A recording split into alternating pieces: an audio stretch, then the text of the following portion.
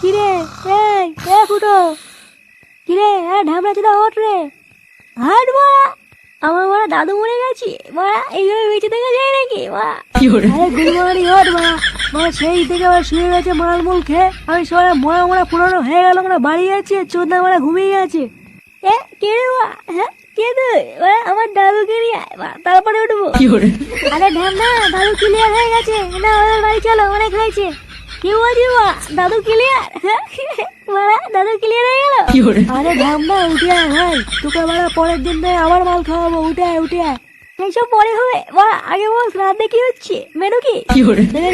এইসব মাথা দেখে নিয়ে কি বলতে হয় বলতো? মানে 2 ঘন্টা হয়নি এখনো বুড়ো মরেছে, আর চোদ্দা এখনই বলছে মেনু কি? হ্যাঁ কেন মা, ভুল কি বলেছি? হ্যাঁ মা, বুড়ো গেছি তো গেছি, তাই বলে কি শ্রাদ্ধ খাবো নাকি? হ্যাঁ যাই হোক, বেশি কথা বলাবো না, হয় আমার দাদুকে নিয়ে, নাহলে ওরা বল মেনু কি হচ্ছে। ও বলতে না, এই মালটাকে তুলে নিয়ে চলো, নাহলে আজকের বাড়ি যাবে না।